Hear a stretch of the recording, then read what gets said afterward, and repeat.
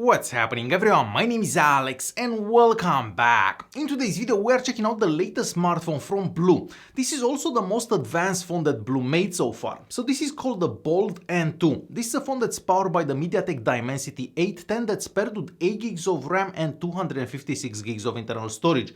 This device also gets an Antutu benchmark score of just under 400,000, so a pretty decent score for a mid-range device. I also believe that this is the first phone that BLU made that has an AMOLED screen. So this is a 6.6 inches AMOLED screen with a 1080p resolution and a 60Hz refresh rate. We also have curved edges on this screen, so something that you don't typically see for budget-friendly devices like this one. We even have an in-screen fingerprint scanner, so you just have to touch the screen and the phone will unlock. Now, this may not be the fastest fingerprint scanner out there, but I'm still happy to see a feature like that on a budget-friendly device. Alright, so just before we go any further, let's do a bit of an unboxing so I can show you what comes in the box. Alright, so in the box you're obviously gonna find the phone, we have some user manuals, we also have a case for the device. That's definitely a nice addition because this way you don't have to spend extra money for a case. We have a USB-C to a 3.5mm audio jack adapter, so you can use some older headphones that you may have at home with this device. But we also get some USB-C headphones in the box, something that I haven't actually seen with any other phone in quite some time.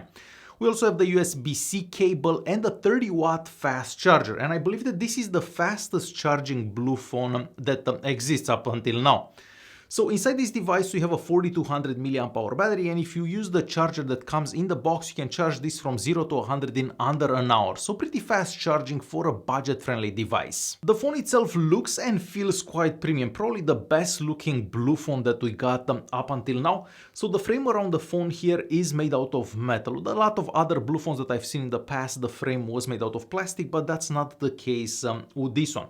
On the right hand side we have the power button and the volume keys, nothing on the left hand side, and at the bottom we have the slot for the SIM card. So this device can take two SIM cards at the same time. We also have the hole for the microphone, the USB-C port, and the holes for the speaker.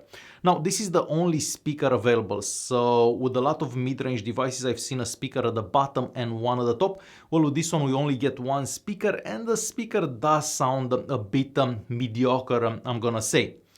Now at the top here we have the holes for the speaker, so whenever you're actually talking on the phone, that's the speaker that you're gonna be using. And the back of the phone kind of looks like it's made out of leather. It feels kind of like leather as well, but the back is actually made out of plastic. However, the phone does look quite good in my opinion. On the back there we have four cameras. We have the main camera, we have an ultra-wide camera, we have a macro camera, and another camera that's used for portrait mode pictures. And on the front we have two cameras as well, so the main camera and then another camera that's also used for portrait mode pictures. We also have a cutout in the screen, so the phone kind of reminds me of a Huawei P40 Pro. It kind of looks like that. Now the picture and video quality that you're gonna get from the front and rear cameras is pretty average, I'm gonna say, but kind of on par with a lot of other mid-range devices that I got to try over the past couple of years.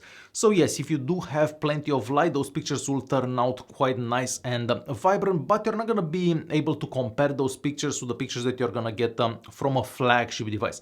But again, a flagship is 3 times more expensive than this. So of course all the pictures that you're seeing on your screen right now are taken on auto mode with the front or rear cameras. The video quality, that isn't that great in my opinion, and they could have definitely done better. So the maximum recording resolution that you're going to be able to get from this device with the rear camera is 2K, but unfortunately there is no image stabilization at any resolution. And this is going to be a quick example of a recording that I've done earlier today with this device. Alright, we have a quick video recording done with this new BLU phone that I'm trying out. So the maximum recording resolution for this device is 2K, but for this particular recording I'm doing 1080p at 30 frames per second. I just wanted to show you how the footage would look like if you're recording at this resolution. So I'm gonna stop here, I'm gonna pan right slowly, so towards this wall here. I'm also trying to keep the phone as steady as possible. From the looks of it, we don't seem to have any type of stabilization for video recordings. The phone runs Android 11, and on top of that we also have a pretty light launcher, so nothing holding the phone back, mostly with that 8 gigs of RAM. Now I'm not sure if this phone will ever get Android 12. Knowing Blue, I highly doubt that this will see Android 12 anytime soon. Now the phone does come pre-installed with some apps and games, but you can easily uninstall most of those. Now I did try a few apps on it like Chrome, Facebook, and even a game, Call of Duty. Call of Duty is kind of like my favorite game, and everything does seem to work quite well on it. And even for gaming, the phone doesn't get hot even if you play a game for about an hour. So for a mid-range device, I feel that the performance is more than okay. Unfortunately, the phone doesn't get an NFC chip inside it, and that means that you're not gonna be able to make payments using Google Pay. I did try the GPS unit inside. It takes about 3 seconds to find your location, and it doesn't seem to lose it after, and we do have a variety of sensors as well.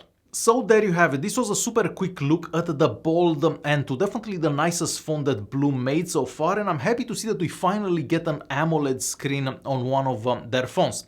Alright guys, hopefully this video was useful. Thanks for watching, and I'll see you guys in the next one.